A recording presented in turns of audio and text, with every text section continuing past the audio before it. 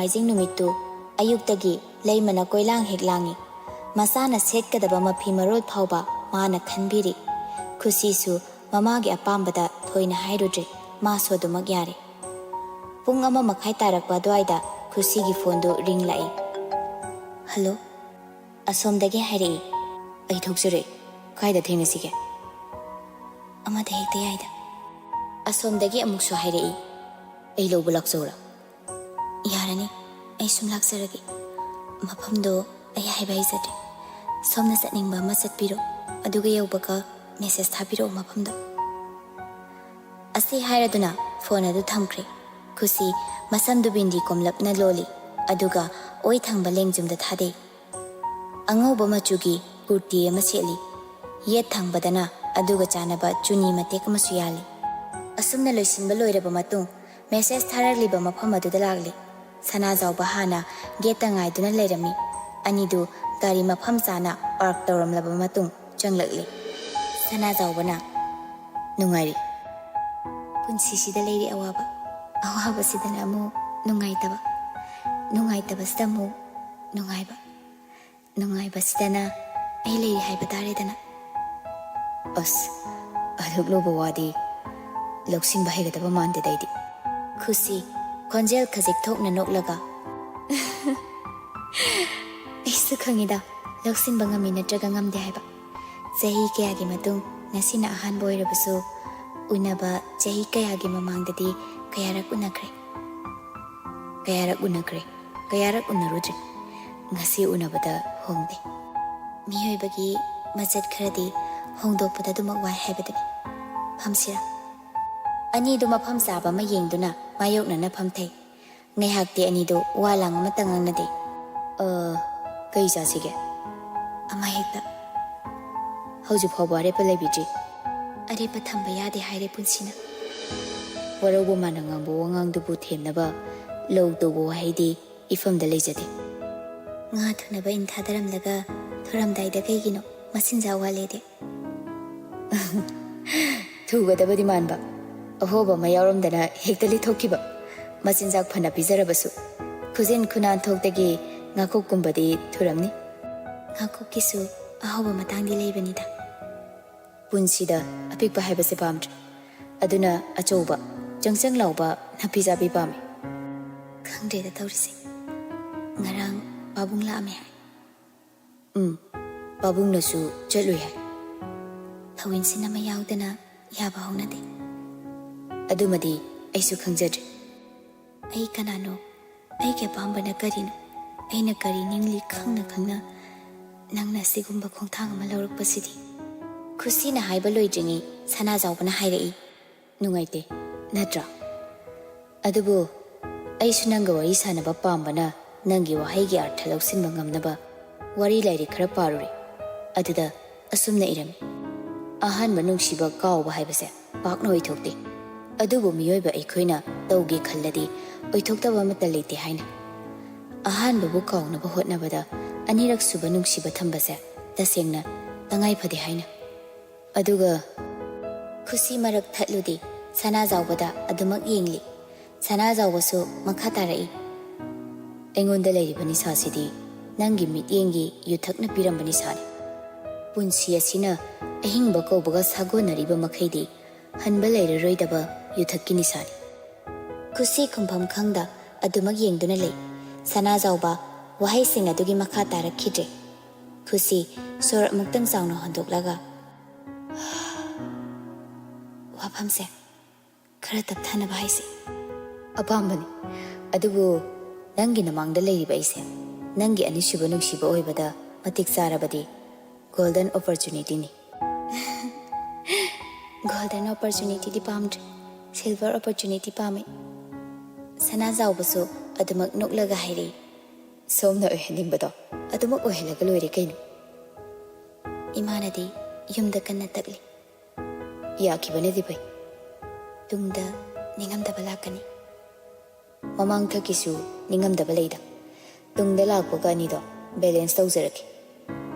balancing sembadi haikraba bank account enina haifamdi nangna hena thokpani chemistry ki ozanina punsida panbadi yaramdre ꯅꯨꯡꯁꯤꯕ romance ꯍꯥꯏꯕ ꯖꯥꯠꯁꯦ ꯌꯦꯡꯕꯗ ꯅꯨꯡꯉꯥꯏꯅꯕ ꯃꯤꯠ ꯅꯨꯡꯉꯥꯏꯅꯕ ꯁꯦꯝꯕ ꯃꯆꯠ ꯑꯣꯏꯕꯖꯥꯠꯅꯤꯗ ꯄꯨꯟꯁꯤꯗ ꯁꯦꯝꯈꯤꯕ ꯃꯔꯤ ꯈꯨꯗꯤꯡꯃꯛ ꯂꯦꯡꯗꯅ ꯂꯩꯒꯗꯕꯅꯤ ꯍꯥꯏꯕꯗꯨꯃꯗꯤ ꯑꯔꯥꯟꯕ ꯋꯥꯈꯜ ꯑꯣꯏꯔꯣꯏꯗ꯭ꯔꯅꯦ ꯈꯪꯗꯦ ꯁꯪꯁꯥꯔꯁꯤꯗ ꯑꯔꯨꯕ ꯁꯃꯁ꯭ꯌꯥ ꯈꯨꯗꯤꯡꯃꯛꯇꯒꯤ ꯅꯥꯟꯊꯣꯛꯅꯕ ꯎꯄꯥꯏ ꯍꯥꯏꯔꯒꯗꯤ ꯈꯪꯗꯦ ꯍꯥꯏꯕ ꯋꯥꯍꯩꯁꯤꯗ ꯍꯦꯛꯇ ꯇꯥꯔꯛꯏ ꯈꯨꯁꯤ ꯍꯟꯗꯛꯃꯨꯛꯁꯨ ꯅꯣꯛꯂꯒ ꯈꯪꯗꯦ ꯉꯔꯥꯡꯗꯤ ꯑꯚꯤꯖꯤꯠꯇꯣ ꯏꯊꯥ ꯊꯥꯖꯗꯅ ꯐꯣꯟ ꯇꯧꯔꯛꯏ ꯃꯨꯝꯕꯥꯏꯗ ꯊꯦꯡꯅꯈꯤ ꯍꯞꯇꯥꯃꯨꯛꯀꯤ ꯃꯃꯥꯡꯗ ꯃꯥꯒꯤ ꯅꯨꯄꯤꯁꯨ ꯌꯥꯎꯔꯛꯏ ꯀꯨꯏꯔꯦꯗ ꯎꯈꯤꯗꯕ ꯑꯗꯣ ꯑꯉꯥꯡꯗꯤ ꯌꯥꯎꯔꯕ꯭ꯔꯥ ꯌꯥꯎꯗ꯭ꯔꯤꯗ ꯏꯟꯗꯣꯝꯆꯥꯅꯗꯤ ꯄꯥꯝꯂꯕ ꯄꯣꯠꯅꯤꯗ ꯍꯣꯏꯅꯦ ꯐꯅꯗꯤ ꯀꯨꯏꯔꯦ ꯉꯥꯟꯕ ꯍꯣꯏꯅ ꯀꯝꯗꯧꯔꯤꯕ ꯑꯩꯉꯣꯟꯗꯒꯤ ꯍꯦꯟꯅ ꯆꯥꯎꯔꯦ ꯅꯨꯄꯤ ꯆꯦꯜꯂꯦ 12 ꯂꯣꯏꯕꯒꯤ ꯅꯣꯡꯉꯥꯟꯕꯗ ꯀꯣꯏꯕ ꯆꯠꯄꯗ ꯑꯗꯨꯗꯤ ꯏꯀꯥꯏꯖꯗ꯭ꯔꯣ ꯑꯗꯨꯗ ꯁꯨꯝ ꯂꯩꯗꯣꯏꯗꯣ ꯏꯀꯥꯏꯗꯅꯕꯨ ꯑꯇꯣꯞꯄ ꯁꯥꯏꯖꯤꯟ ꯑꯃ ꯊꯤꯔꯛꯄꯅꯤ ꯑꯩꯗꯤ ꯁꯥꯏꯖꯤꯟꯗ ꯂꯩꯍꯟꯖꯒꯦ ꯍꯥꯏꯖꯈꯤꯗꯦꯀꯣ ꯁꯣꯝꯒꯤ ꯋꯥ ꯅꯠꯇꯦꯗ ꯌꯨꯝꯅꯁꯨ ꯅꯤꯡꯉꯣꯜꯗꯤ ꯌꯨꯝ ꯑꯗꯨꯗ ꯂꯩꯕ ꯌꯥꯕꯒꯤ ꯑꯌꯥꯕꯗꯣ ꯄꯤꯗꯕꯒꯨꯝ ꯇꯧꯏ ꯃꯆꯠꯅꯤꯗ ꯅꯤꯡꯉꯣꯜꯒꯤ ꯑꯣꯏꯅꯗꯤ ꯄꯣꯛꯂꯤꯕ ꯌꯨꯝꯗꯣ ꯃꯥꯒꯤ ꯑꯁꯦꯡꯕ ꯌꯨꯝ ꯅꯠꯇꯦ ꯑꯁꯦꯡꯕ ꯌꯨꯝ ꯑꯃ ꯊꯤꯕ ꯗꯔꯀꯥꯔ ꯇꯥꯔꯤꯕ ꯑꯗꯨꯅ ꯃꯤꯒꯤ ꯃꯈꯥ ꯄꯣꯜꯂꯤ ꯐꯔꯦ ꯑꯗꯨꯗꯤ ꯊꯣꯛꯅꯕ ꯇꯧꯔꯁꯤꯔꯥ ꯁꯥꯒꯗꯕ ꯋꯥꯔꯤꯁꯦ ꯀꯗꯥꯏꯗꯅꯣ ꯑꯃ ꯑꯩꯅ ꯍꯥꯏꯒꯗꯕ ꯑꯃꯈꯛꯇꯒ ꯑꯩ ꯃꯇꯝ ꯈꯔ ꯂꯧꯖꯈꯤꯒꯦ ꯑꯍꯟꯁꯤꯡꯅ ꯎꯅꯧ ꯍꯥꯏꯕꯒꯤ ꯋꯥ ꯉꯥꯛꯄ ꯑꯣꯏꯅ ꯂꯥꯛꯆꯔꯦ ꯃꯈꯥ ꯇꯥꯕ ꯋꯥꯔꯤꯗꯤ ꯈꯔ ꯇꯞꯊꯈꯤꯁꯤ ꯑꯩ ꯍꯟꯖꯔꯝꯃꯒꯦ ꯑꯁꯤ ꯍꯥꯏꯔꯝꯂꯒ ꯈꯨꯁꯤ ꯍꯧꯒꯠꯇꯨꯅ ꯊꯣꯛꯈ꯭ꯔꯦ ꯁꯅꯥꯖꯥꯎꯕꯁꯨ ꯄꯟꯊꯗꯅ ꯑꯗꯨꯃꯛ ꯂꯥꯛꯂꯦ ꯒꯥꯔꯤ ꯑꯅꯤꯗꯨ ꯇꯨꯡꯗ ꯃꯥꯡꯗ ꯊꯧꯗꯨꯅ ꯃꯁꯥ ꯃꯁꯥꯒꯤ ꯃꯌꯨꯝ ꯇꯝꯅ ꯍꯜꯂꯛꯂꯤ ꯈꯨꯁꯤꯅ ꯍꯜꯂꯛꯄꯗ ꯁꯅꯥ ꯂꯥꯛꯇꯨꯅ ꯂꯩꯔꯝꯂꯤꯕ ꯃꯤꯗꯨ ꯎꯕꯗ ꯃꯁꯥꯒꯤ ꯃꯌꯨꯝ ꯑꯣꯏꯔꯕꯁꯨ ꯆꯪꯕꯗ ꯈꯔ ꯈꯖꯤꯛꯇꯤ ꯈꯧꯇꯛ ꯆꯥꯖꯩ ꯈꯨꯁꯤ ꯅꯣꯛꯇ ꯌꯥꯗꯕꯒꯨꯝ ꯅꯣꯛꯂꯒ ꯏꯟꯗꯣꯝꯆꯥ ꯂꯥꯛꯑꯝꯃꯤꯔꯣ ꯍꯣꯏꯅꯦꯍꯦ ꯀꯨꯏꯔꯦ ꯂꯥꯛꯈꯤꯗꯕ ꯑꯁꯨꯛ ꯅꯛꯅ ꯌꯦꯅꯈꯥꯗ ꯂꯩꯔꯕꯁꯤ ꯐꯥꯎꯕꯅꯦ ꯍꯦꯛ ꯂꯥꯛꯅꯕ ꯁꯪꯗꯦ ꯇꯧꯔꯤꯁꯦ ꯑꯗꯨꯅꯤꯗ ꯏꯟꯗꯣꯝꯆꯥ ꯐꯅ ꯅꯛꯅꯔꯕꯁꯨ ꯃꯊꯧ ꯑꯃꯃꯝꯕꯨ ꯇꯧꯅꯈ꯭ꯔꯕꯗꯤ ꯍꯦꯛꯇ ꯁꯪꯅꯗꯦ ꯅꯣꯡꯃꯥꯏꯖꯤꯡ ꯅꯨꯃꯤꯠꯁꯤꯗ ꯏꯆꯥꯗꯤ ꯀꯗꯥꯏꯗ ꯆꯠꯂꯨꯕꯅꯣ ꯈꯨꯁꯤ ꯅꯣꯛꯂꯒ ꯏꯟꯗꯣꯝꯆꯥ ꯏꯆꯥ ꯅꯨꯄꯤ ꯆꯥꯎꯄꯣꯛ ꯑꯃ ꯂꯩꯔꯤꯌꯦ ꯃꯥꯒꯤ ꯅꯤꯡꯉꯥꯏ ꯏꯟꯕ ꯆꯠꯂꯨꯕꯅꯤ ꯈꯨꯁꯤ ꯑꯁꯤ ꯍꯥꯏꯔꯝꯂꯒ ꯆꯪꯈ꯭ꯔꯦ ꯁꯅꯥꯁꯨ ꯅꯣꯛꯂꯗꯨꯅ ꯍꯥꯏꯔꯛꯏ ꯍꯩꯃꯥ ꯃꯥꯒꯤ ꯍꯧꯅꯕꯤꯁꯦ ꯍꯜꯂꯝꯗꯦꯅꯦꯁꯦ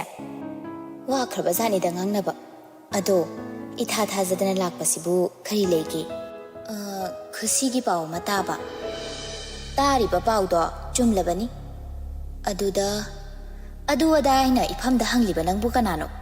ꯅꯪꯒꯤ ꯅꯆꯥꯒꯤ ꯅꯪꯅ ꯋꯥꯔꯦꯞ ꯂꯧꯈꯤꯕ ꯃꯇꯝꯗ ꯑꯩꯅ ꯈꯨꯗꯣꯝꯕꯤ ꯊꯤꯟꯈꯤꯕ꯭ꯔꯣ ꯍꯟꯅ ꯐꯥꯎꯕ ꯌꯦꯡꯈꯤꯗꯦ ꯑꯗꯨꯒ ꯉꯁꯤꯅ ꯂꯩꯃꯥ ꯂꯥꯟꯅ ꯂꯧꯒꯅꯨ ꯍꯥꯟꯅꯒꯤ ꯊꯧꯗꯣꯛ ꯈꯨꯗꯤꯡ ꯂꯣꯏꯅ ꯀꯥꯎꯊꯣꯛꯅꯔꯁꯤ ꯍꯥꯏꯗꯅ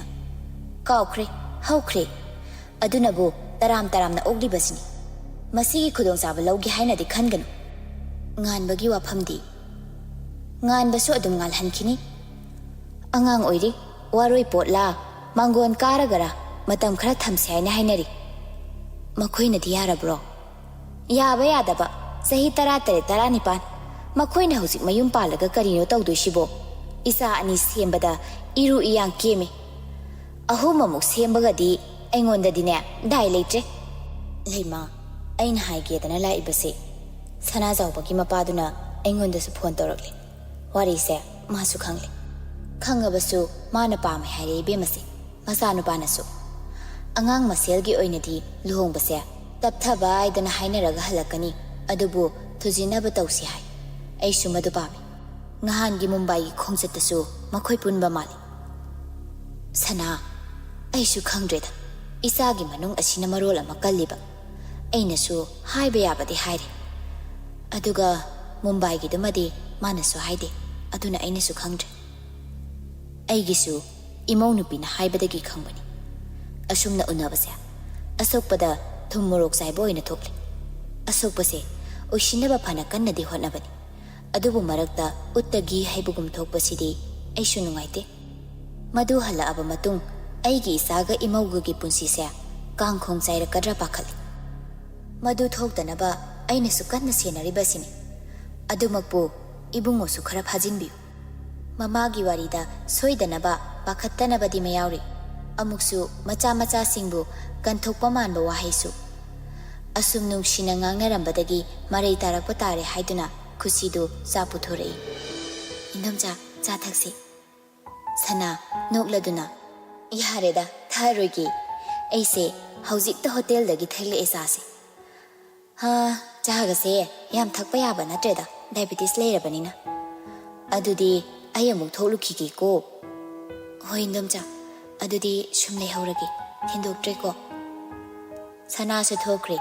man hek thokibaga syam changlei. Korino sinomo. Ho nasa nupigi ne pau hangnaba la inidana.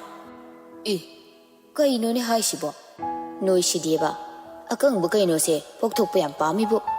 Changnaranu unaranu adenabo. Moiga mayoknana leiramba inkoldo yonthoeraga tachaugida leirisini. Ho nasa nupise aina haidro. Swaida monbagi wani yadedana. Handaksu Mumbai da seminar ne na chatlurido lemna chatpa oiramdredana. Karino ne haisibo. Ho masa nupaduga ne nasa nupiduga ada unari sinidana. Mana ure haibro. Mamau nupina ure ye mamau nupina.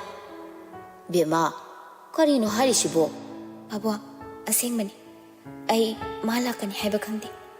Aikoi seminar adada yauribasingi pulap oina ticket book torokpani. Leifam zafamsu moina loina tawi. Seminar hayengni haibaduda moina lakpani. Aidi mangzauna na chatliduni nongnini. Halakpasu aidi makhoidagi leithoknaba hotni.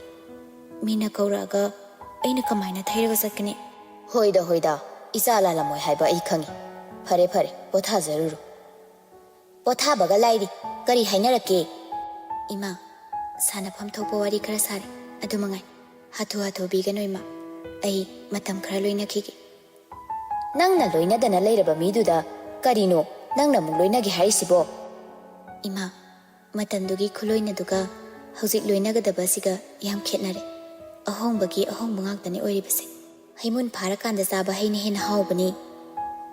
Khusi asi hairamduna changkhre. Syamna mama nang sidibako horen tapna hainarasu yabasibu. Ho tappado yadre. Nasa nupa masak mato phajaba se asidine mayum paning manang haure. Nupa sidi kharabu phari ne. Nupi dudi pura laini ko. Ma laktringai sidane isa nupi se luhongdaba yadabani. Ai mauga ningolga gilanga to yengba ngamjararoi. Adunane aina silibase. Hayeng isa nupi sidane ngarang hanta lakpa mauduna yum pan khangdabi leisabi aribi kain hairabadi aidi taba ngamoibo. Ihe Mama nangna yaurene wakhalse ha karigi imawla aga dumna tawgadoribano pangya yaba natte ko udradi kaino haujiki mawsingse matan tanbi ngangtani laktoise adugi mathakta sahi sudabi mawsina kari tawningdoino ha mama duna sakpu ilamkhini ne hayeng mawne na laaga thabaksu tawningoi nasa nupi ase minnai dawna sizinabado yengba ngamgadro ha moi bangbu ngamgadraiba. Mama matam gi thoaba malaksarani kaidorage. Matam gi haibase isana semgadabani. Haujikti mayum pankiba ningol phawba mapamda lakningje. Mama mapabu uningabasune mau kidana. Aina haidise mau yam kiba natragane isa nupi se yumsida yam lehaningdabagi wa natedo. Sumnagi satnabi machase hairi baiduni. Ha yare mama khonglaga khangedo tawjarani haibibam thokpa hairedana yadre kari upaino migi mama na pahongba laise phajarabro ha moina khanja sarise moi macha sina aikhoi sidagi yam helisini ha macha singi tokro mama sigi maram sat asina oiramni ye mamitane masu uba phangdrisi leima nachinari du yam sangan ko yam sangano hairibisi haidokibo haibase pakhek nate hanjelu haiba sukya yadabani noi masi khanguko aibune wa yamna ngangan miyoibani saupam toba kharadi saure yaredana asawbada khudong chaba lauraga mina tabada nungairoi wadine nangi nasindagi thokhaningde nasa nupadi leima Siamna hanglakibadu khumlakte tuminna phamduna lekhre Siamsu amuktang yengamlaga masanupabu kauduna changkhre Sanasu mayum yorokpada mamongna tawramlibadu ubada hatu chensilaktuna hangi Haima bema nati karino nangna tawrisibo Ima yumgi ma tawraga lai khurumbani aduda maibi ma tawraga pochang singse katho haiba hoi tawro adugane si loiraga ima ga wari sasiko hoi ma Sanasu changkhre ngehakki matung Maliasu laido khurumba loiraduna manemgi manakta lai Ima kei wari sase haibano Sana khonjeldo sauningbaga loinana aina yaningdaba thabakchi asuk yamna tawraklibasi karigino kei tawragi ma mauna mapamda satpada ima thingde adubu napamdagi wakhal lausing mayam ama puraaga yumse kaina ba hotnabadi ima pamde yumse noigin nakhoigi ngaktane hotnariba khudingmakse nakhoigi masida nakhoina pendribasi karino ha ima nasa kaidaw haibano nangi nupabu them nupana haiba matamdana thazaba hoi haidana leiba aduga magi maningdana asiguma mayamse tawba mantra jadu tawdana inakta thamba nupabu kayam kuina leidoino ha punsi chupama mantra jadu tawdana leiba ya tawribro mayaksu hanthakini masi khanguko magi wahaida wahang hanglure imanasu manasu aibo thazadabra haina wahang hangba thazaragana muksu thazai haiba ai khidaw haibano ima nangna nangina puriba thazadabado imangda uhalakanu mado nakhoigi wani matai manawgi wari haibase nakhoina leiriba phaklang marina koiriba kado adugi manungda lehengadabani mapan thongda ya lawgadaba natte ngasina nangna nangi nupan nungsibinaba adu tawnaba aidana amaiba mabi samnare mase ibungona khanglapa mikupta nangi zatna kari masi khudingmakse kupna khalu ngehaki wakhalda khangan tung koina tawgadaba singa dusune wakhal kupna khanthau nangna hoji yengamiba maibido imungsi wai sitnana khangbani kuidri amaibi oikiba mana ngangba thazade haibanate adubu ai kanano nang kanano imungsi gi miyoi kanano khanglaba mana phaurakpa le phaudi masana adum sumba tabani ne aibu wayam na nganghangad Malaya handa mukti kaplagle Ima nasa kaidaw haibano asiguma seleradi nasa bulu hongba haiba mari asida karigi chena punbibano ai ware ima khamagi pangkal laitre ai tasengna ware ima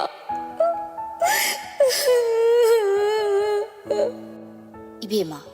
ima ngasi sum haige nupa haibase nupi dagi hena thotpani mawong matawda mandabagi wani aduna hai singna loinaba themba haiba machangi themlaga adum yabani karigi yaroi masu nupani shumhallu kaigumba matamda minokna kaigumba matamdana phijetna aduga karigumba matamdana nawongna natawna ima nupabu mamit lekai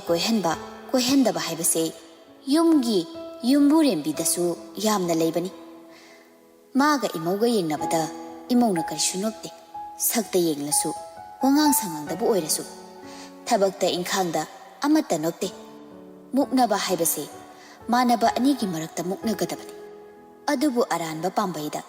aigi anam kanbaduna ngamnaba angam tanbadi yaroi Malaya khumde nonthaduna tari mapisu sinthari sese imaushidi kapkanu imana nusidana haibani nangsu isani karigi nakhoi khudingmase phaning loidoribanu kaigumba matamdane mama haibase kharasu khon kani amuksu khon nemnido anemba khonjelgi marumdane masa nungsiba ngakta leiba nattedo tathi ngangliba khonjel adudasu munna tarabadine masa nungsibagi khonjel na pek thanbani nakhoisu mama mapa oira aba matamda khang masi oireko imana hairambado oidana phare sakto ima thongbiruragi pothajaro ibungosu halani yarani daima aisum tawragi yare ima tawragi ko nangai hak pothajaro adubu iman hairibo wari sidi nang munna khaluko ꯌꯨꯝꯕꯥꯟꯕꯒꯤ ꯃꯔꯤꯗ ꯃꯤꯅ ꯕꯤꯆꯥꯔ ꯇꯧꯍꯟꯒꯗꯕ ꯅꯠꯇꯦꯅꯦ ꯂꯥꯏ ꯇꯤꯟ ꯇꯧꯗꯅꯅꯦ ꯏꯅꯥꯛꯇ ꯊꯝꯅꯕ ꯍꯣꯠꯅꯒꯗꯕ ꯅꯠꯇꯦ ꯁꯨꯝꯍꯠꯄ ꯉꯝꯅꯕ ꯍꯣꯠꯅꯒꯗꯕꯅꯤꯀꯣ ꯃꯁꯤ ꯈꯪꯖꯤꯜꯂꯨ ꯆꯣ ꯄꯣꯊꯥꯖꯔꯨꯔꯣ ꯃꯥꯂꯤꯌꯥꯅ ꯃꯅꯦꯝꯒꯤ ꯀꯥꯗꯒꯤ ꯊꯣꯛꯂꯛꯄꯗ ꯑꯚꯤꯖꯤꯠ ꯍꯜꯂꯛꯇꯨꯅ ꯂꯩꯔꯝꯃꯤ ꯑꯚꯤꯖꯤꯠꯀꯤ ꯃꯃꯥꯡꯗ ꯆꯪꯁꯤꯟꯗꯨꯅ ꯂꯦꯞꯄꯤ ꯃꯄꯤꯁꯨ ꯁꯤꯡꯊꯔꯤ ꯁꯥꯎꯅꯤꯡꯕ ꯄꯦꯟꯗꯕ ꯅꯤꯡꯉꯝꯗꯕ ꯈꯣꯟꯖꯦꯜꯒ ꯂꯣꯏꯅꯅ ꯃꯤꯠꯂꯨ ꯄꯤꯔꯥꯡ ꯁꯤꯟꯊꯅ ꯍꯥꯏꯔꯛꯏ ꯀꯩꯒꯤꯅꯣ ꯅꯪꯅ ꯑꯩꯕꯨ ꯃꯤꯔꯥꯏꯔꯤꯕꯁꯦ ꯑꯩꯅ ꯇꯧꯕ ꯈꯨꯗꯤꯡꯃꯛ ꯅꯪꯉꯣꯟꯗ ꯀꯥꯟꯅꯕ ꯐꯪꯂꯨ ꯑꯩꯒꯤꯗꯃꯛꯇꯗꯤ ꯅꯪ ꯀꯩꯝꯇ ꯈꯟꯗꯕ ꯅꯠꯇ꯭ꯔꯣ ꯑꯩꯁꯨ ꯈꯪꯉꯦ 이반이기 ꯂꯨꯍꯣꯡꯕꯁꯦ ꯅꯁꯥꯅ ꯌꯥꯅ ꯍꯣꯡꯈꯤꯕ ꯅꯠꯇꯦ ꯍꯥꯏꯕ ꯃꯁꯤꯗ ꯅꯪꯒꯤ ꯅꯨꯡꯉꯥꯏꯕ ꯅꯠꯇꯦ ꯍꯥꯏꯕ ꯑꯩ ꯈꯪꯉꯦ ꯑꯗꯨꯕꯨ ꯍꯧꯖꯤꯛꯇꯤ ꯂꯨꯍꯣꯡꯂꯦꯗꯅ ꯂꯩꯃꯤꯟꯅꯔꯦ ꯃꯁꯤꯒꯤ ꯋꯥꯍꯟꯊꯣꯛ ꯉꯥꯎꯗꯅ ꯍꯣꯛꯈ꯭ꯔꯤꯕ ꯀꯨꯟꯗꯣ ꯄꯔꯦꯡꯗꯣ ꯅꯁꯥꯅ ꯌꯥꯗ꯭ꯔꯕꯁꯨ ꯍꯣꯛꯈ꯭ꯔꯕꯅꯤ ꯍꯟꯗꯣꯛꯄ ꯌꯥꯕ ꯅꯠꯇ꯭ꯔꯦꯗꯅ ꯍꯧꯖꯤꯛ ꯁꯃꯥꯖ ꯃꯤꯌꯥꯝ ꯃꯃꯥꯡꯗ ꯅꯪꯅ ꯑꯩꯕꯨ ꯂꯧꯕ ꯂꯥꯛꯈꯤꯕ ꯅꯠꯇ꯭ꯔꯣ ꯑꯩꯉꯣꯟꯗ ꯏꯖꯠ ꯄꯤꯕꯤꯌꯣ ꯑꯩꯁꯨ ꯃꯤꯅꯦ ꯄꯥꯝꯃꯦ ꯑꯩ ꯅꯪꯒꯤ ꯃꯔꯨꯞ ꯅꯠꯇꯤꯌꯦ ꯅꯪꯒꯤ ꯂꯣꯏꯅꯕꯤꯅꯦ ꯀꯔꯝꯕ ꯃꯇꯝꯗ ꯅꯪꯅ 이반이기 ꯂꯨꯍꯣꯡꯕꯅꯤ ꯍꯥꯏꯅ ꯈꯟꯒꯗꯧꯔꯤꯕꯅꯣ ꯄꯨꯝꯅꯃꯛꯁꯦ ꯅꯁꯥꯅ ꯌꯥꯗꯅ ꯑꯩꯅ ꯌꯨꯝꯁꯤꯗ ꯂꯥꯛꯈꯤꯕꯒꯤ ꯅꯠꯇ꯭ꯔꯣ ꯑꯩꯁꯨ ꯄꯥꯝꯃꯦ ꯃꯤꯒꯤ ꯅꯨꯄꯥꯅ ꯃꯥꯒꯤ ꯅꯨꯄꯤꯒꯤꯗꯃꯛꯇ ꯇꯧꯕꯤꯕ ꯈꯨꯗꯤꯡꯗꯣ ꯅꯨꯡꯁꯤꯅ ꯂꯣꯏꯅꯕꯤꯕ ꯅꯨꯡꯁꯤꯅ ꯋꯥꯔꯤ ꯁꯥꯕꯤꯕ ꯑꯩ ꯄꯥꯝꯃꯦ ꯃꯤꯄꯨꯝ ꯈꯨꯗꯤꯡꯗ ꯌꯨꯝꯗ 이마ꯗ ꯅꯪꯒꯤꯗꯃꯛꯇ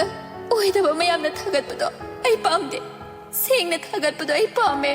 ꯑꯣꯏꯗꯕ ꯉꯥꯡꯕꯗ ꯑꯩꯁꯨ ꯋꯥꯏꯌꯦ ꯑꯩ ꯋꯥꯏꯌꯦ ꯅꯪꯒꯤ ꯅꯨꯡꯁꯤꯕꯗꯣ ꯈꯖꯤꯛꯇ ꯑꯣꯏꯔꯕꯁꯨ ꯑꯩꯉꯣꯟꯗ ꯄꯤꯕꯤꯌꯣ ꯑꯩ ꯅꯪꯒ ꯄꯨꯟꯅ ꯍꯌꯦꯡ ꯍꯥꯏꯕ ꯍꯌꯦꯡꯁꯦ ꯍꯤꯡꯃꯤꯟꯅꯕ ꯄꯥꯝꯃꯦ